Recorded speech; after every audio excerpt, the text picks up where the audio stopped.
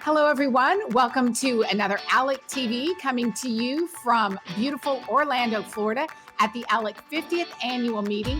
I'm so excited now to be joined by Liya Palagashvili.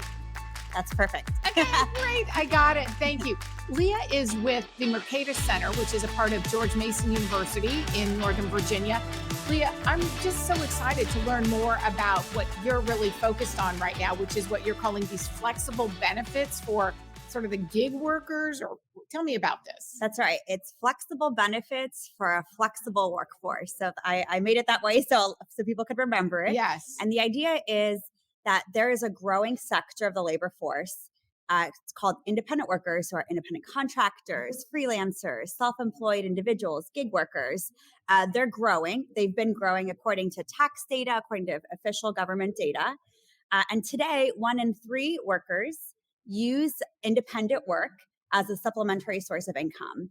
And as many as 1 in 10 use it as their primary source of income. So it's an important sector of the labor force. It's growing, but there are a lot of policy issues around it that are impacting debates across the states and at the federal level about what should we do about this growing workforce, these independent contractors who don't have benefits, who are outside of social insurance programs. And as a result, I've come up with this idea of flexible benefits for a flexible workforce. And the key here is, instead of trying to reclassify these workers as employees, because a majority of them, over 80%, don't want to be employees. Right. Okay. And the idea is, how do we help them maintain their their work arrangements as freelancers, gig workers, self-employed individuals, but also help them get access to flexible benefits that can travel with the worker. Right. Well, I think post-COVID, those are where we've really seen the rise in the gig economy. Yes. Because during COVID, people realized a lot of them didn't want to be tied to a 9-to-5 office job. So now we have more people doing this independent contract work. I've done some of it myself. And so I totally get it. It's a great fit for a lot of people, a lot of mothers in particular. Especially women, yes. Right, have chosen to do that.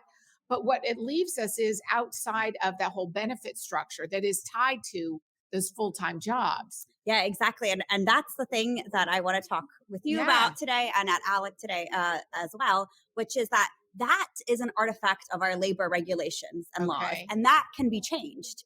And so right now in the books, in states and at the federal level, if organizations, companies, or clients of independent contractors want to voluntarily give them benefits, anything that's portable or contributions, they're not allowed to do so, because that risks that worker being reclassified as an employee. Gotcha. So companies or clients, right, of a graphic designer would be like, well, I can't give her benefits because then that worker becomes an employee, and they're not employee, they're an independent contractor. They have 15 different clients, organizations that they work with. And so there are specific steps that states can take to help remove and reform this. They remove the legal barriers. And the idea is very simple, is just, if companies give benefits to independent contractors, those benefits can't be used in misclassification or worker classification issues. And that's it. And that would help any organizations or companies or clients to voluntarily provide benefits to independent contractors if they want to. And have any states gone down this path? Do we have any examples to see? Yeah, that's a great question. So as of May, this past year, Utah became the first state in the country to do this exact reform. The bill is very simple. It's not very long. It's a couple lines, and all it says is exactly what I told you, which is benefits can't be used again in worker classification lawsuits or in worker classification determinations. So Utah essentially became the first state in the country to open up access to benefits for this flexible workforce. And it's such an interesting way and an innovative way to welcome workers into the future economy. Right.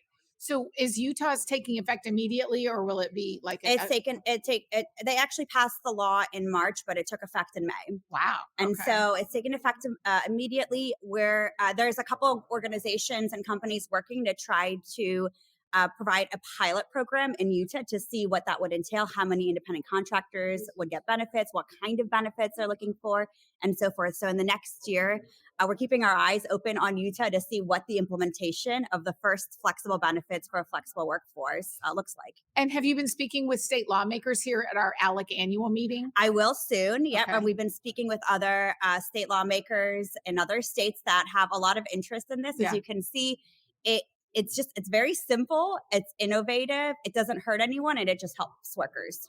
Right. And I think the key word there is there's no mandate involved. It's no mandate. It's just removing a legal barrier. Yeah. So in Right. other words, the most simple way I've used to describe this is legalize giving benefits to independent contractors. That's it. I love it. So Yeah. that we're not imposing any new regulations no or new any regulations. mandates.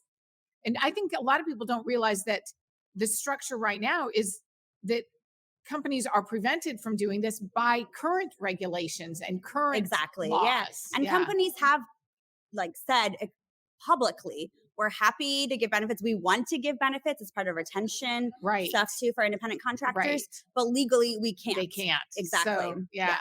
Well, I'm glad you're doing this work. And before we wrap it up, tell us a little bit about the Mercatus Center overall. Yeah. What is the mission of the Mercatus Center? So the Mercatus Center is a research center at a university, at George Mason University. We conduct research, cultivate talent, and communicate ideas. Great. Well, I appreciate it. And I think the work that I'm familiar with from Mercatus is very much in line with the ALEC principles of limited government, free markets, and federalism. So thank you for the great work that you all are doing there, Liya. And thank you so much for joining us here for this ALEC TV interview with Liya Palagashvili. Perfect again. Great. We're coming to you again from Orlando at the ALEC 50th annual meeting.